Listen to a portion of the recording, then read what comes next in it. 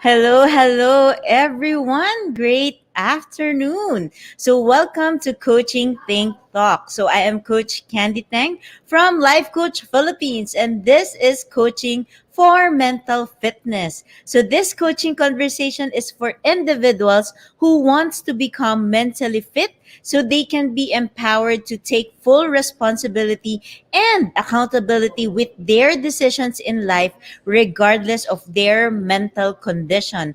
And my mission is to help 1 million individuals to courageously journey towards recovery from their broken name, broken identity, and broken dreams so that they can design and truly live a life of stewardship. So thank you for joining me live today, and please leave your digital footprints by letting us know where you are coming from today, and please do tag a friend and circulate this video to help us reach more individuals who might be in need of what I'll be sharing for this session. And you may also give some shout outs to people you want to greet and reach out with some inspiring message.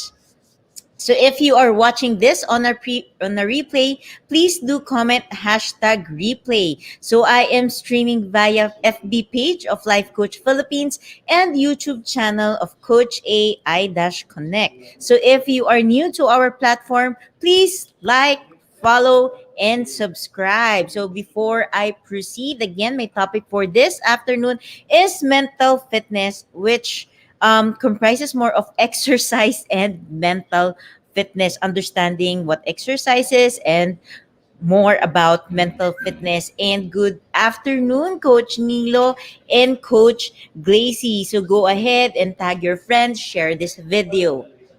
Okay. So in case you're meeting me for the first time, yan. So, hello everyone.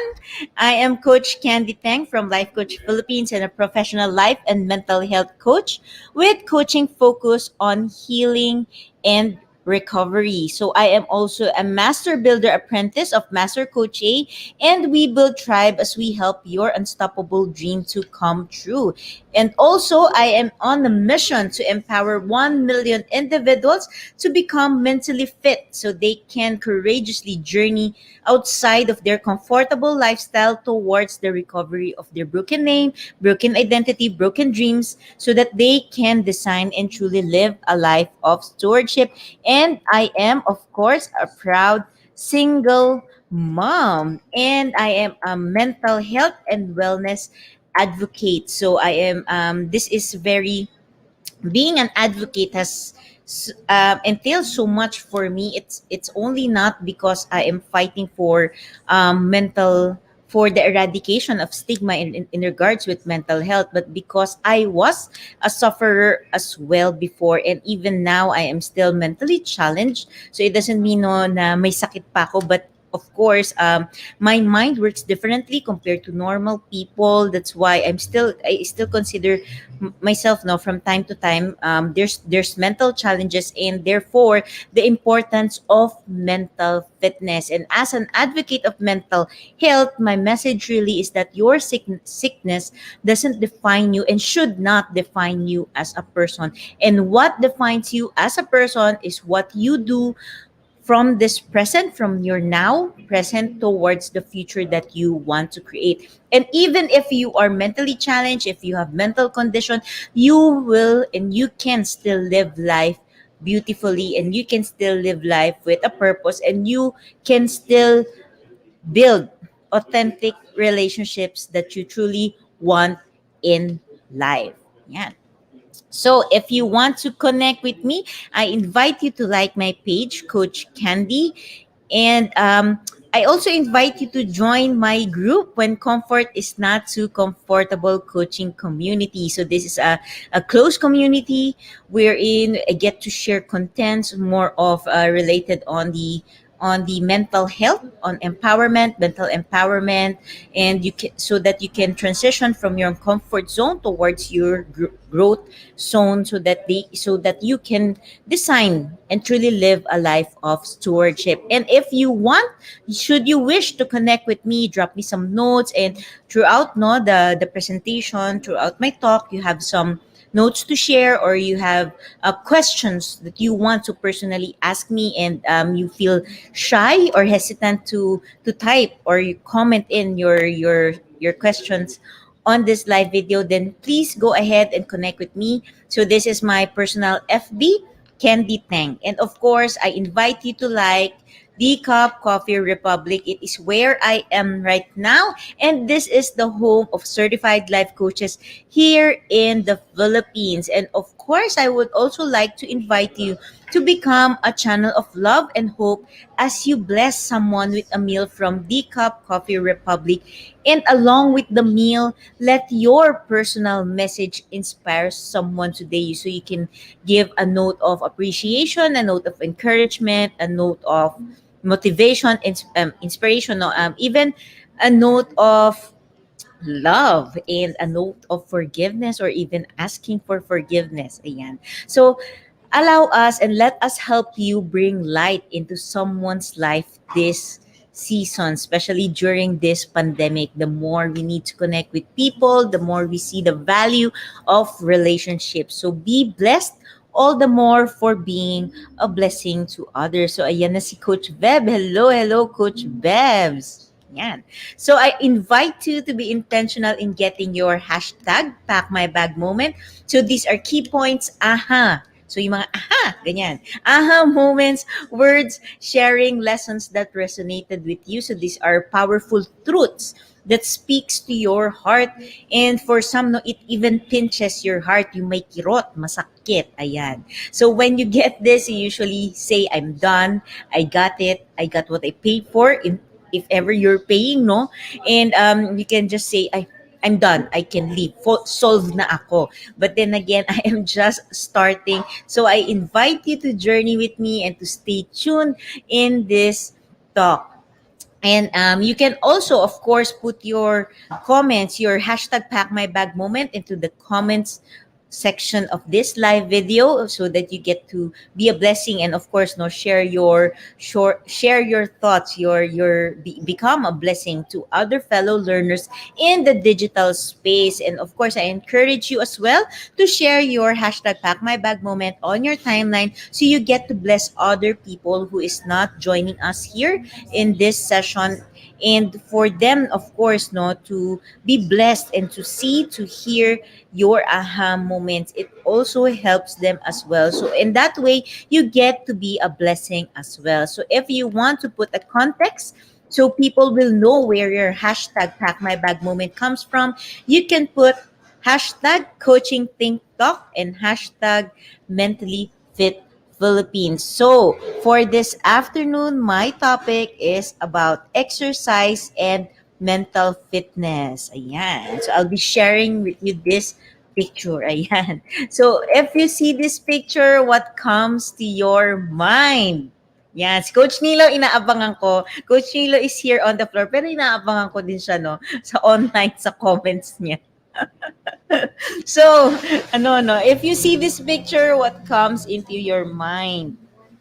Yan, so madaming, if you can see at the picture, madaming ganap, madaming nangyayari. There's so much happening in one picture. But if you look at it, what does it resounds to you? What comes into your mind? Ayan na si Coach Nilo, no? Sabi ni Coach Nilo, gym workout. Yes. Ayan, so gym workout. So, let's talk about exercise. Ayan. I'm really excited to talk about exercise, and it's more of fitness, no? Because I used to be I used to be a fitness instructor. So I used to be a yoga teacher. I used to be a Pilates teacher as well. And madami ako pinagagawa sa buhay. I used to teach TRX or suspension as well. And me, no, I myself used to be fit. When I say fit, very physically active and physically fit.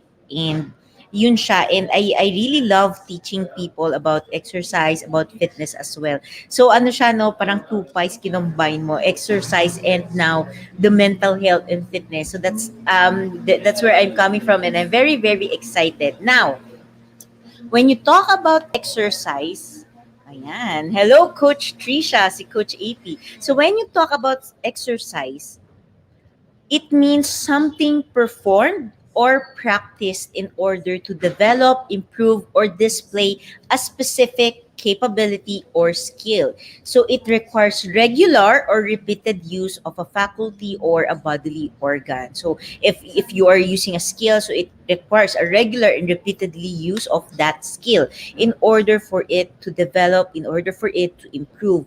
But most often, no, when we talk about exercise, often yan, people think of it's the physical activity. It's related to physical fitness. So when you talk about exercise, it's any bodily activity that enhances or maintains your physical fitness and overall health and wellness. So it is performed for various reasons. So kanya-kanyang reason. But mainly, it's to aid growth and improve strength, prevent aging, develop muscles, develop your strength, and the cardiovascular system, syempre, yung mga resistensya natin dyan.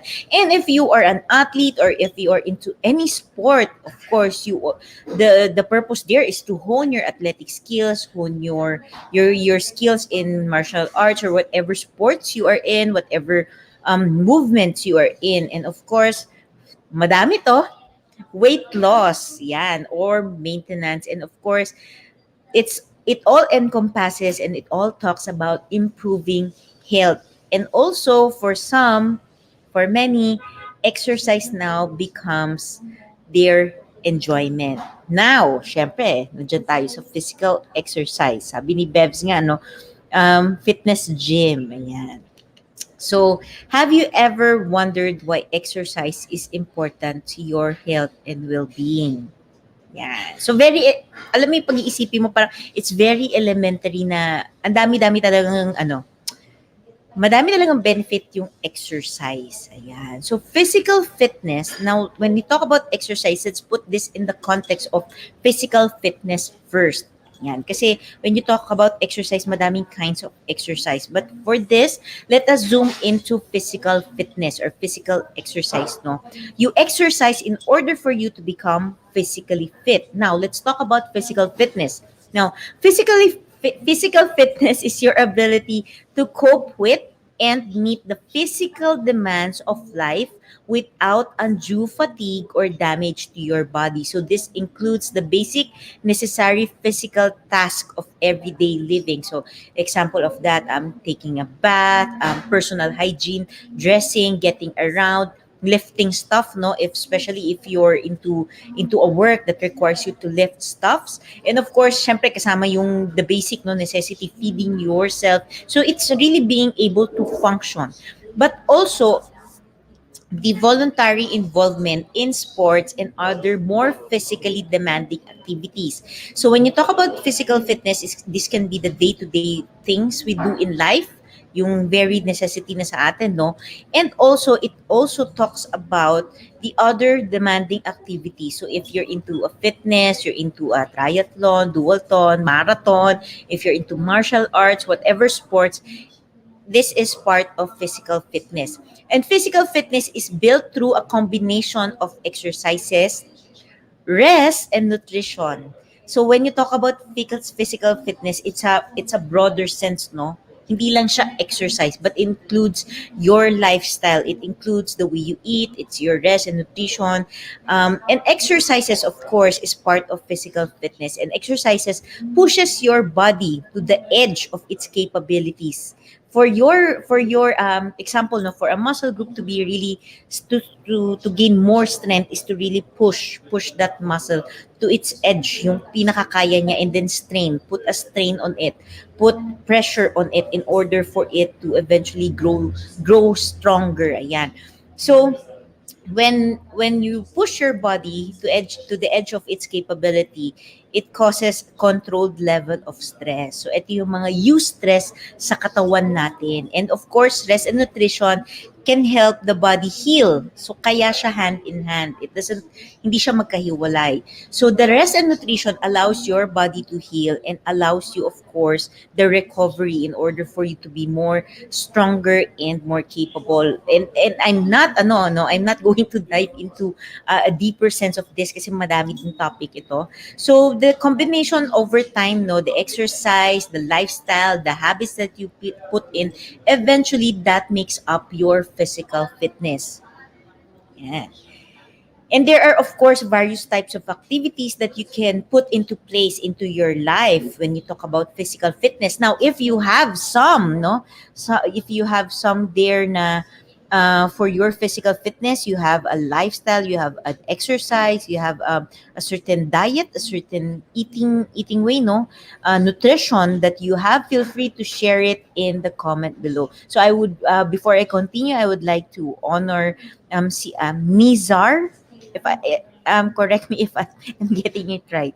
No, it's Nizar. Hello from Beirut. Hello, hello. Good afternoon and welcome. Okay.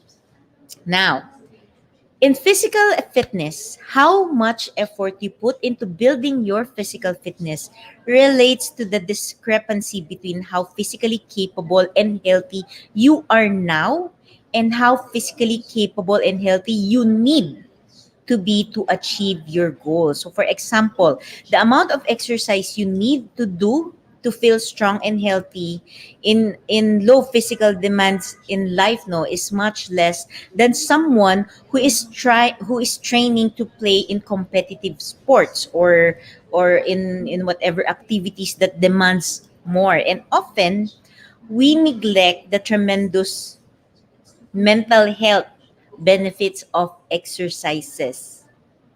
And as we are not aware and we neglect the mental health benefits of exercises, it's becoming more apparent that regular exercise and good mental health go hand in hand, but people are just simply not aware of this. And of course, exercise can help treat a wide range of issues from stress and anxiety to moderate cases of depression. Now, exercise has so much benefits, no, has many benefits. It's not only for your physical health but also your mental health. Now, if you know the benefit of exercises to your mental health, feel free to share it in the comment below. So we have Coach Marife and Coach Tin De Hoya. Great afternoon to you all.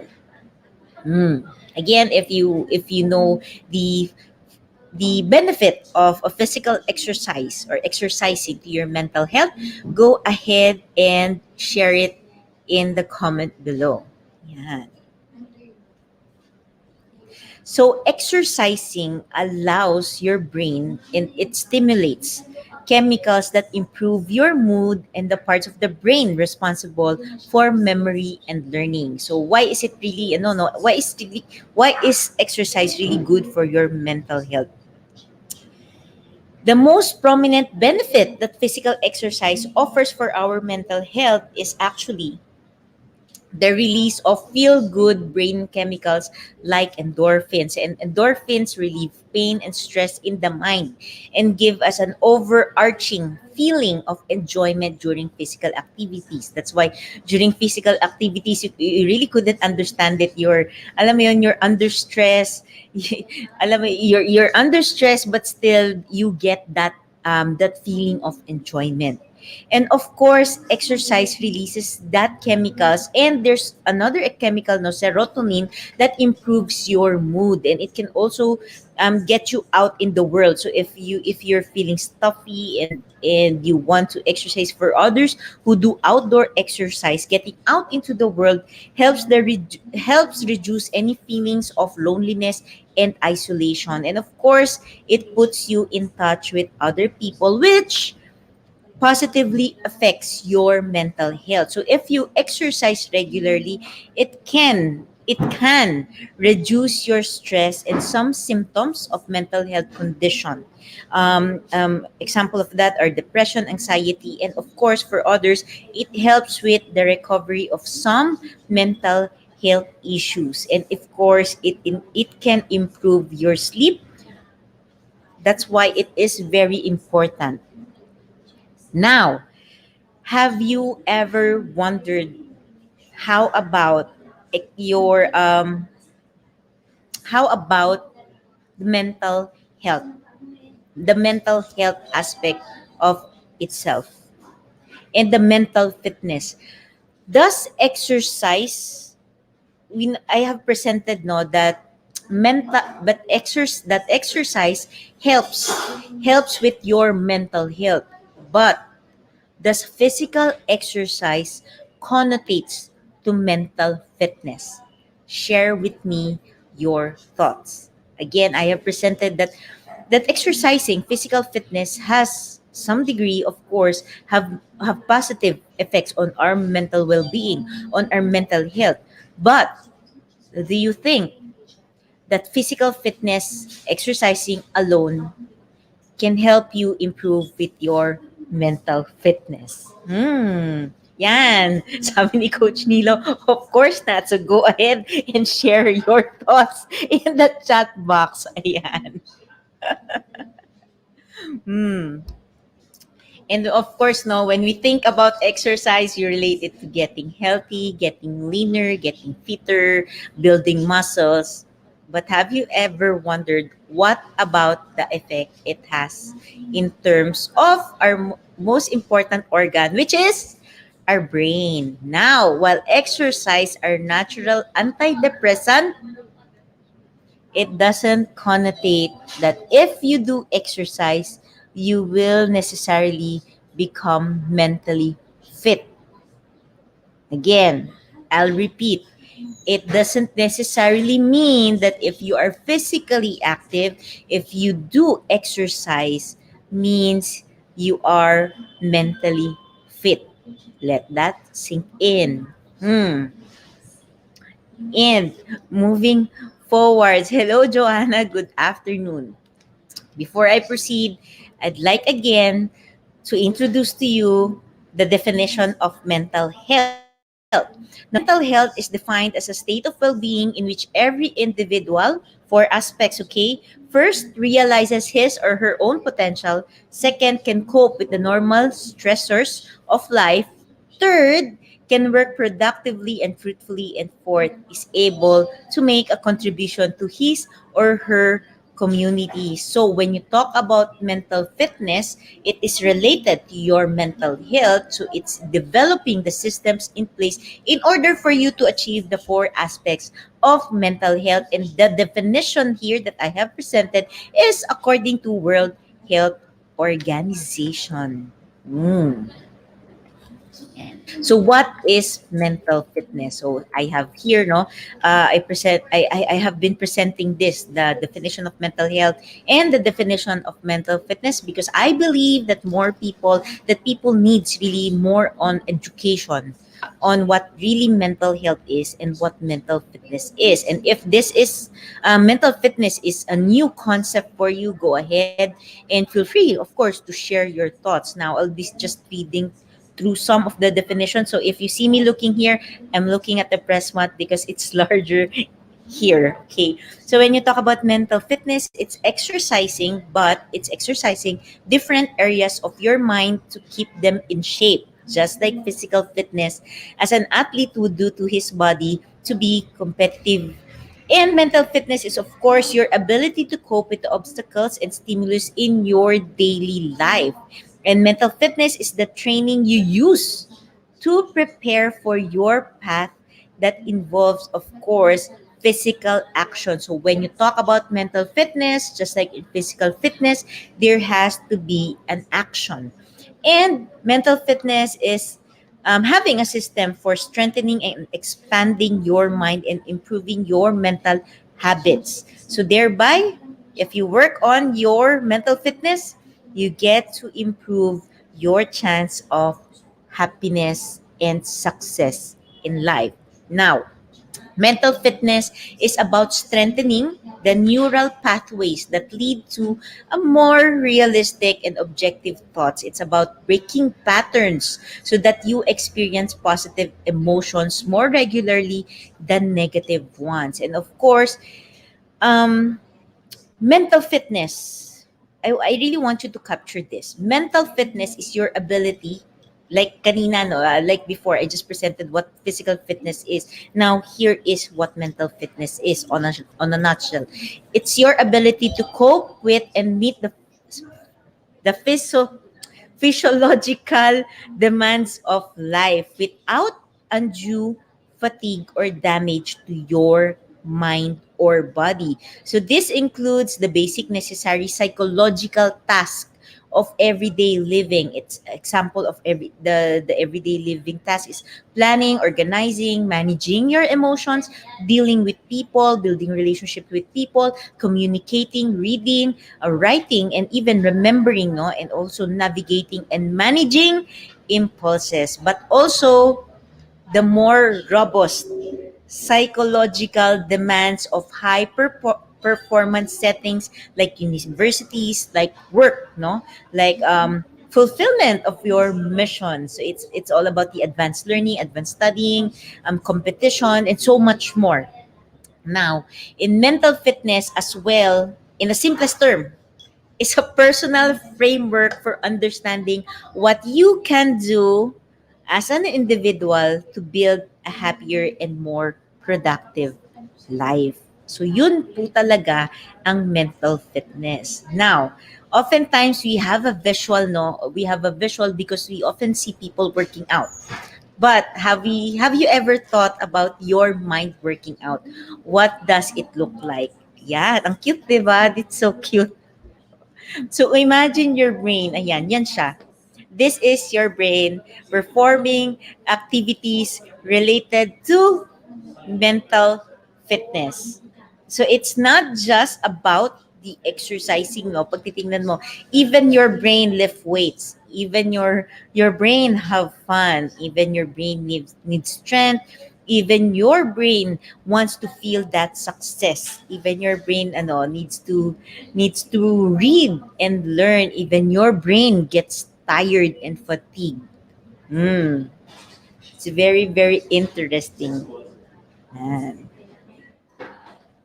So when you talk about mental fitness, it helps people understand that just as we can improve our physical health or by moving our our bodies, we improve our health as well by strengthening our mind. So I'm not referring to memory games or thinking puzzle, but rather exercises that keeps you mentally well and build up your resilience to stress, because we have so much stressors in our life.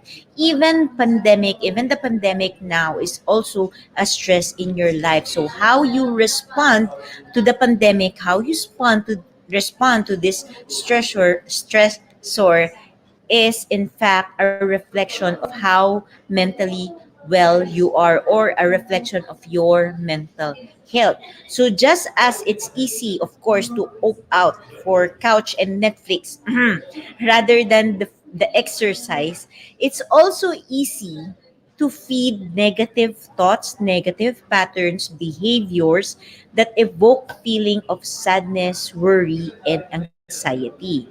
And when that happens, we're more likely to get sick, and when we don't of course exercise and nourish your body with proper nutrition. So similarly, when we don't practice healthy mind practices, the more likely it is for your mental fitness and your mental health to decline.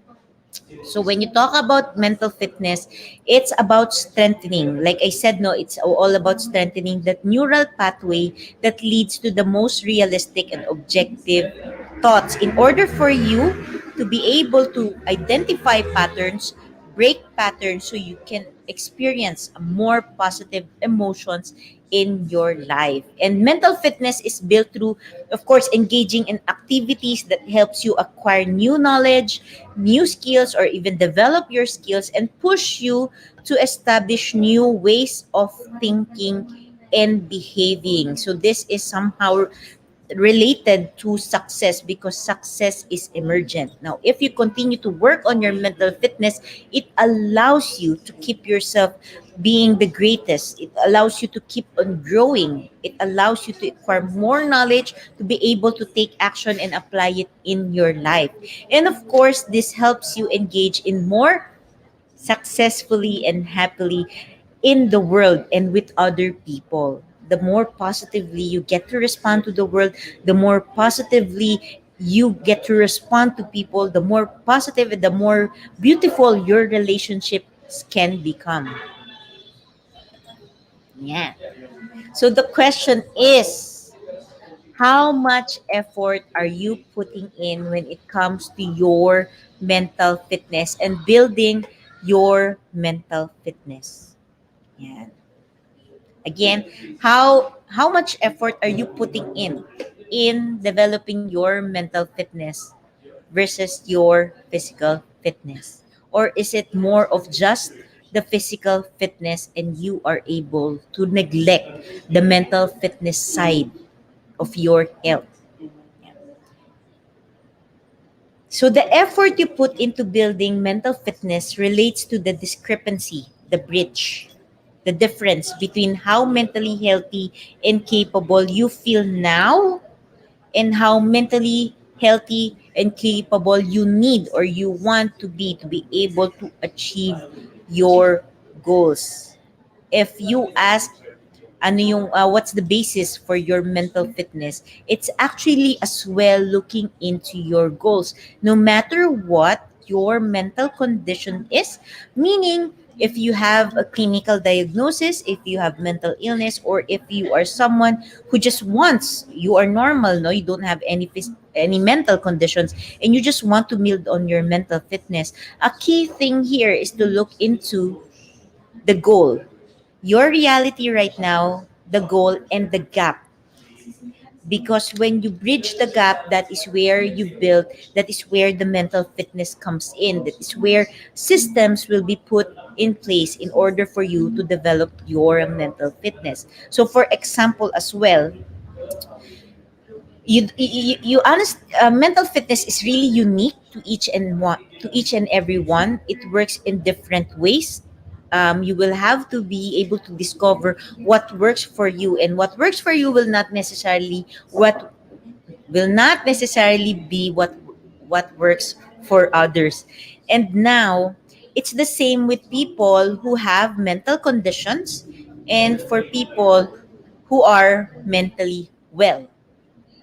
Someone struggling with mental health or mental illness might put more effort into building mental fitness than someone who is mentally well or mentally healthy, or someone who doesn't have any mental conditions.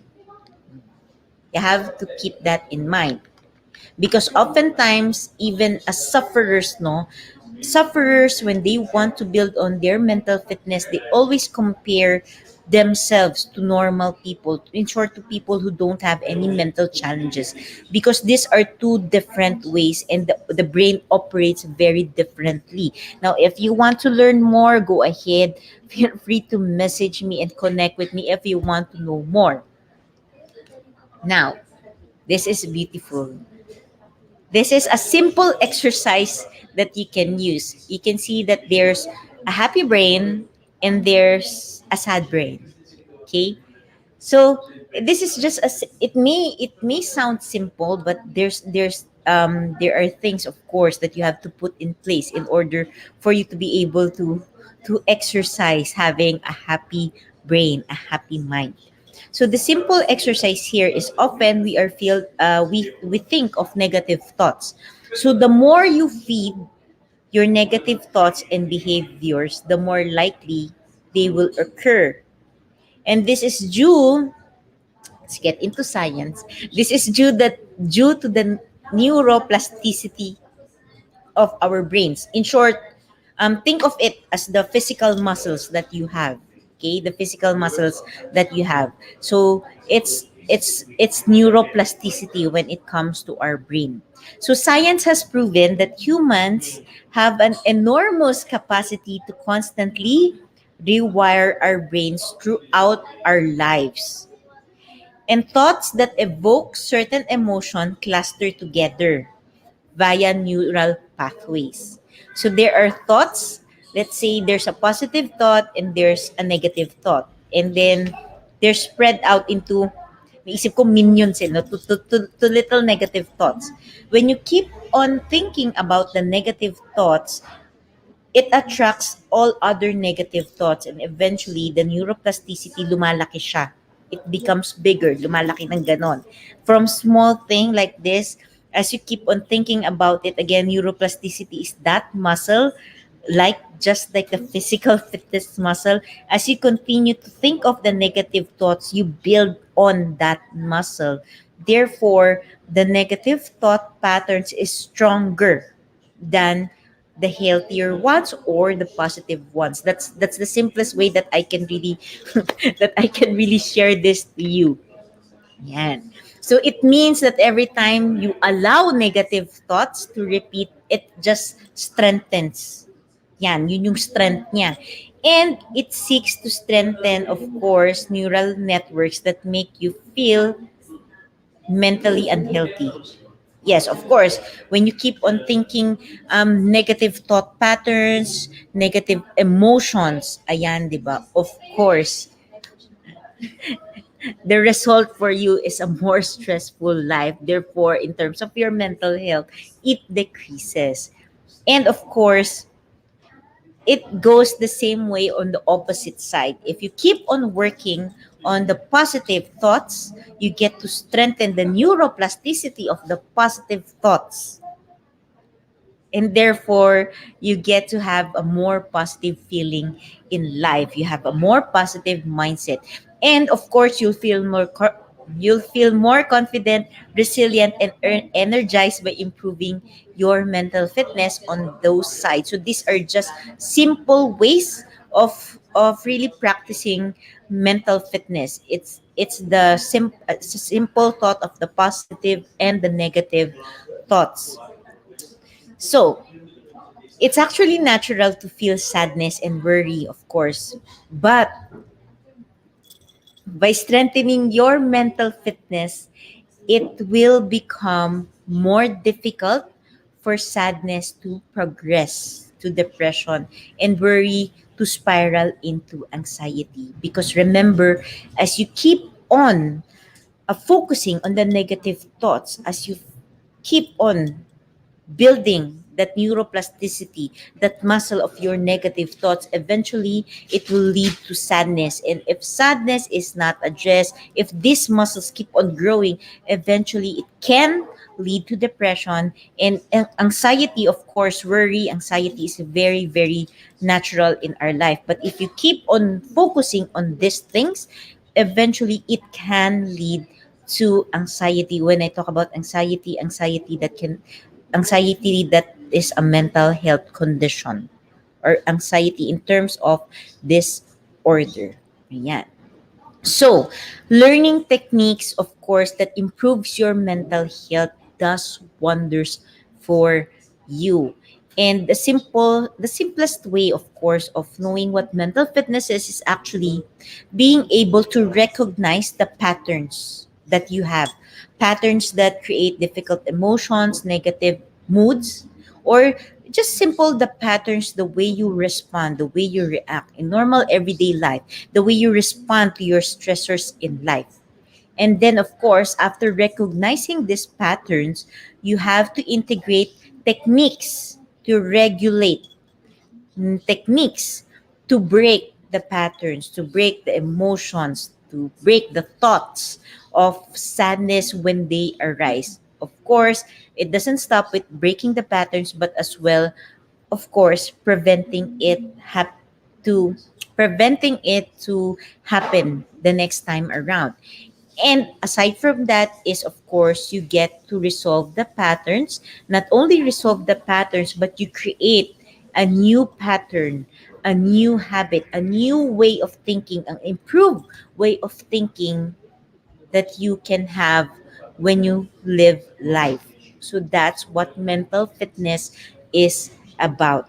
It's strengthening your mental fitness in discovering strategies that are most, of course, effective for you. Because, like I said, there is no one size fits all, because we are all unique in each and every other way.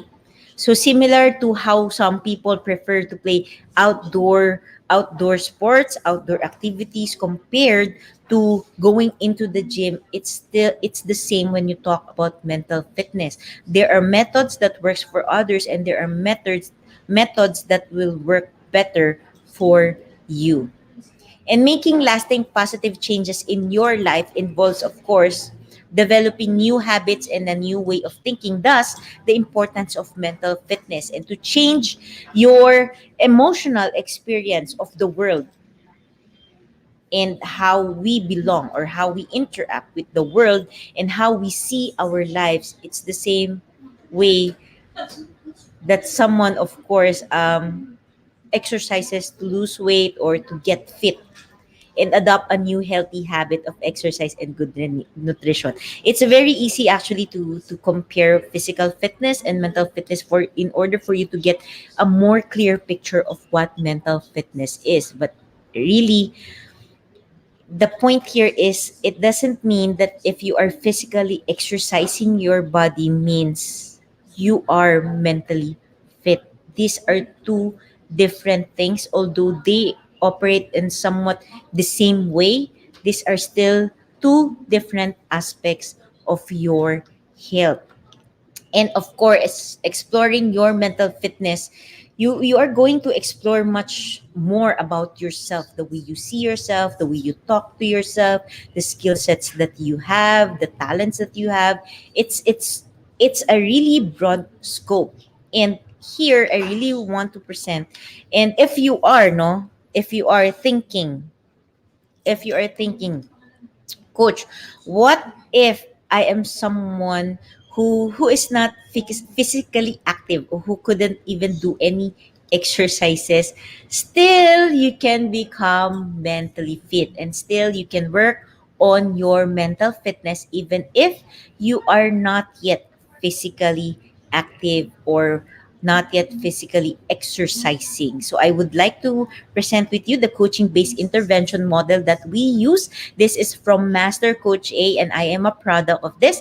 Like I have discussed, I used to be a sufferer. No, I used to have multiple mental conditions, and through this framework, through this coaching-based intervention model, I was able to build on the mental fitness, on the mental energy, and that lead me to become mentally well and eventually heal from my mental illness. So this talks about physical, the four components or four aspects. You have physical energy. You start with actually physical energy. And when you talk about physical energy, this is not about exercising, but just about sustainability, about how you sustain yourself, how you allow your physical self to survive. Just you know, yung the basic habits, the basic routines, the showering, hygiene, being able to function normally. And then comes the mental energy, which is more of where the mental fitness comes in. And if you can see here, I'm just brushing through this. So if you want a more detailed version of this, please feel free to connect with me. Now, when you talk about mental energy, it talks about self-expression, but it is not limited to just expressing yourself, but it involves feedback and mastering feedback as well, on how you take in feedback, what kind of feedback you allow yourself to have, and of course, when you express to someone, alam mo yung, is it the same wavelength that with yours? Is it higher wavelength than yours, or is it the people you surround yourself with are somewhat lower wavelength than yours? Meaning they're not the way they think, the things that they value is not the same or aligned to you. And from there, as you work on your self expression, as you build on yourself and so your mental energy, as you keep on expressing, as you get feedback, you get to find the feeling of significance, that you as a person is heard, that you as a person is valued. You feel significance in your life, and now you transition to spiritual energy. And when we talk about spiritual energy, it's all about your fulfillment, it's all about your mission in life, it's all about your purpose in life. And as you develop, of course, as you work your physical energy towards your spiritual energy, as you work your mental energy now into creating and doing and taking action towards your spiritual energy, which is your fulfillment, your mission in life, your purpose in life. For others, it's your passion in life. Then you know that what you are doing is significant to the world, significant for you, and therefore you are able now to transition naturally, overflow towards emotional energy, which gives you that feeling of security that your life has meaning, your life has purpose, and you are living life with with um with meaning, with an alam mo yung clarity, that you don't feel worthless because you know that you are significant. And remember, of course, again, it's different for someone who has a mental condition, and it is different for someone who don't have any mental conditions. And with that, of course, I invite you, if you want to really learn on how to build more on your mental fitness, I invite you to join us for this month, because for this month of May, Master Coach A and Decaf Coffee Republic, no, has launched this B Learning e-card. So when you talk about B Learning, it's brain learning. Ayan. So brain learning e-card. So as we continue to serve the community, of course, Master Coach A just launched this B Learning e-card for the big heroes of our generation. So if you are really into to working, and you really want to discover more about your mental fitness, then I personally invite you to join this and get your B Learning e-card, because it allows you to unlock your mental fitness. It allows you to unlock opportunities for a smarter living. And what's included with this is that with this B Learning e-card, you get three benefits. First is you get 5% on food and beverage discount from here, Decaf Coffee Republic.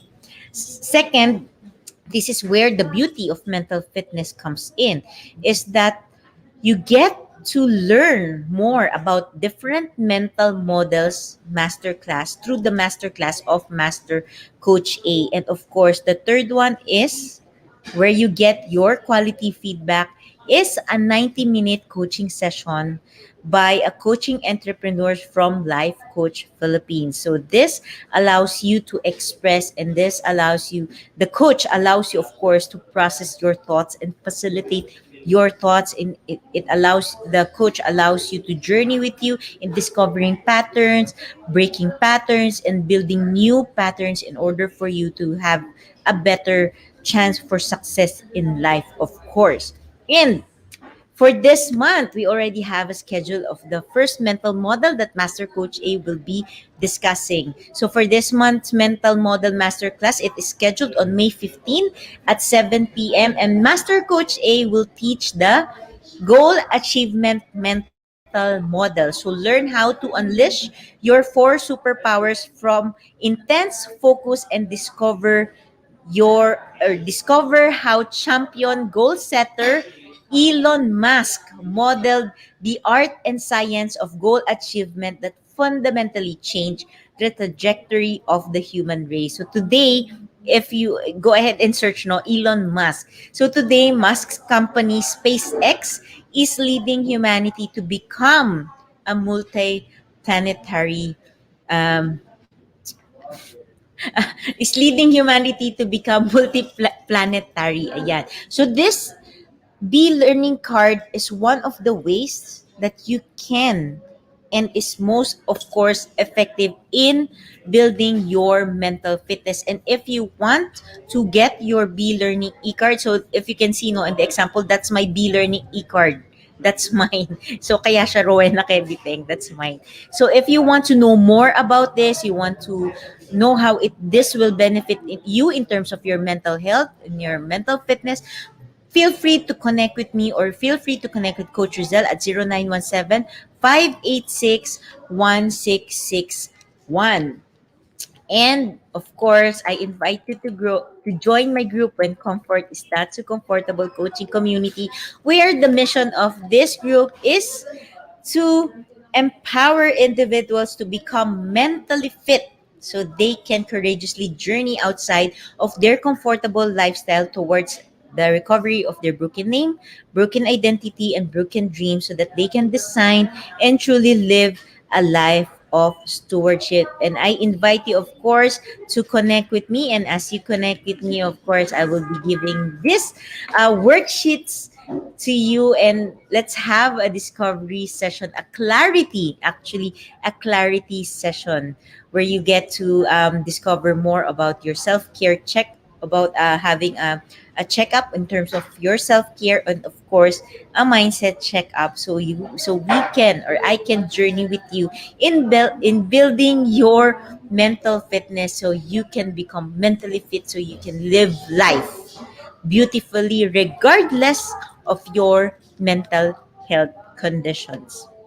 So, as I end this conversation, let me invite you to be part of what we are doing as an organization of professional life coaches. So, do join us for another coaching conversation tomorrow with Coach Orville for Coaching for Careless Living at 10 a.m., with Coach C for Coaching for Actionable Motivations at 2 p.m., and Coach John Roca for Coaching for Premium Growth at 4 p.m. And of course, I would also like to invite you to Master Coach Ace Co-Actively Co-Create Life Coach Certification Program. So this is a comprehensive approach to learning and mastering life coaching as an active process of creating a new path to achieving results in life, so that success is inevitable in every coaching relationship, and it includes a 21-day web-based learning, a 3-day live coaching bootcamp with Master Coach A,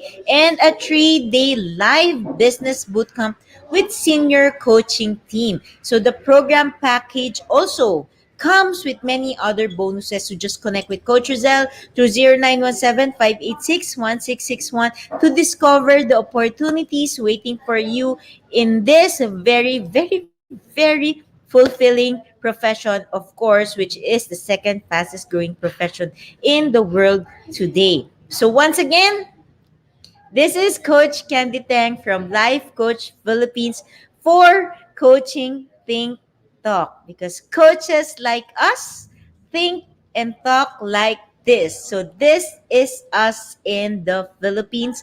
Love bam boom, love bam boom, love bam boom. See you again. Bye-bye.